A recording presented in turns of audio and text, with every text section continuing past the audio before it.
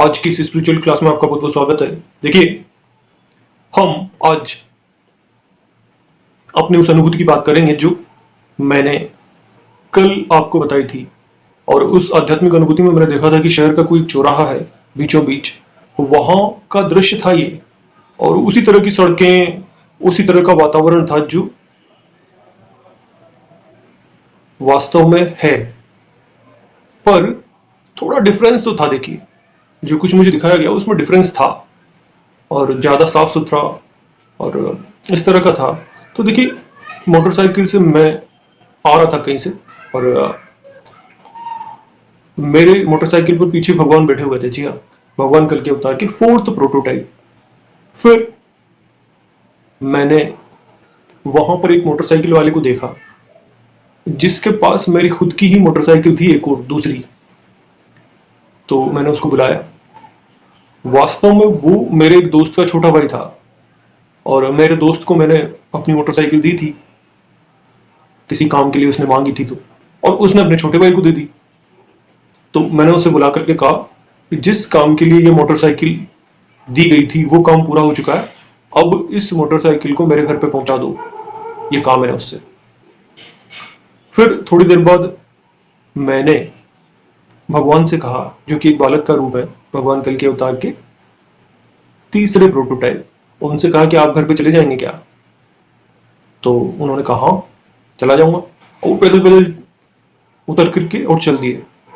फिर मैं थोड़ी देर बाद मुझे एकदम से चिंता हुई कि वो इतनी दूर पैदल कैसे जाएंगे, कैसे, मैं क्या उनको ढूंढने लगा एकदम से।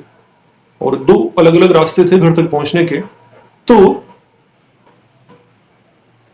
मैं थोड़ी दूरी पर जाकर के, जहां भी मुझे लगा कि इस रास्ते पर वो मिल सकते हैं, वहां पर जाकर के रुक गया, मोटरसाइकिल खड़ी कर दी और इधर उधर देखने लगा कि भगवान कहाँ गए।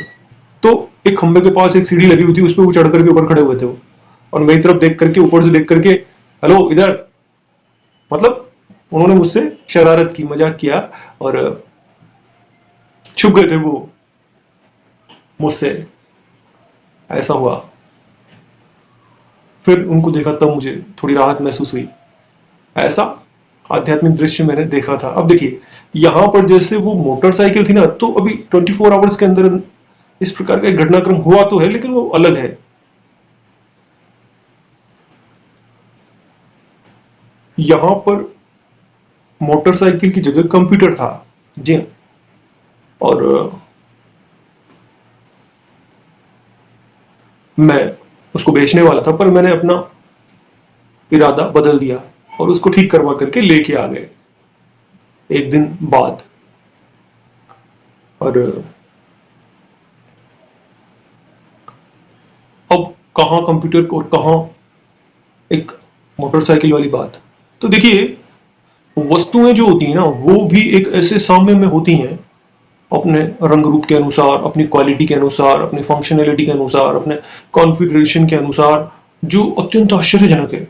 और ये बातें समझने लायक हैं, समझाने लायक हैं, क्योंकि भगवान ने संसार को इस प्रकार से बनाया जिसे हम भौतिकवाद समझते हैं, वास्तव में वो भगवान की एक लीला है और उनके नियमों के अनुसार चल रहा है सारा संसार। और ये सारा जो टेक्निकल बातें हैं जितनी भी, और जितने आविष्कार हैं, और जितनी दैनिक जीवन में काम आने वाली वस्तुएं हैं, वो भी एक ऐसी सिमेट्री में है, एक ऐसी व्यवस्था में है, एक ऐसी,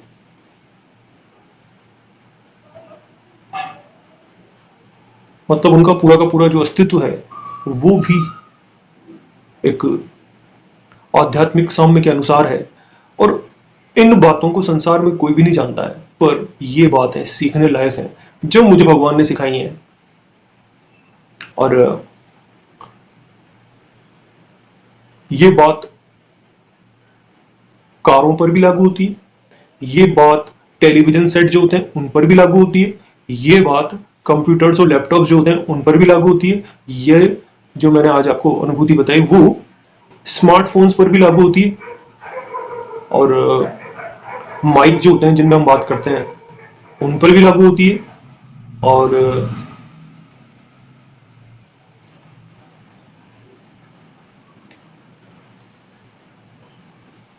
ये इतने सारे उदाहरण मैं आपको दे रहा हूं, इन सभी पर ये बात जो मैं आपको बता रहा हूं,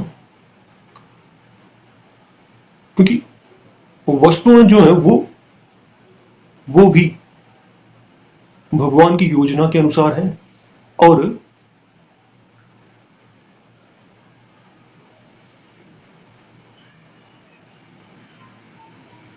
ये बातें बहुत ही बारीकी से समझने लायक हैं। और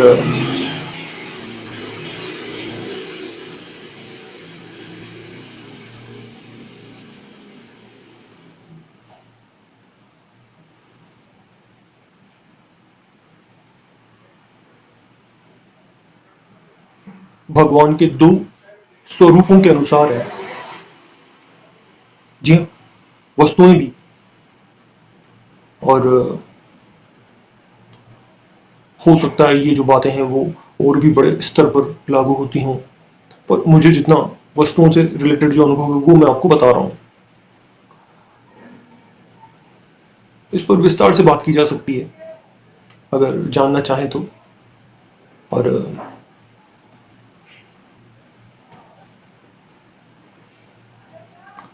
आजकल की कुरान का अध्ययन कर लेते हैं।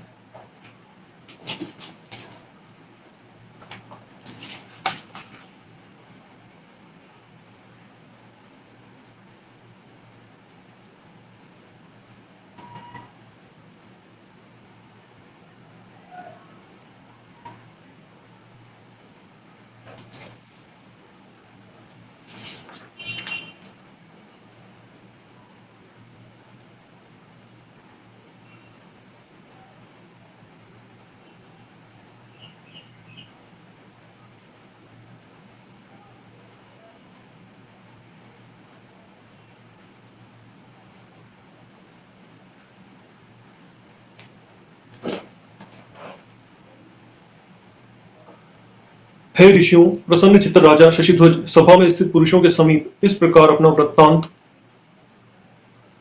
कहने लगे। और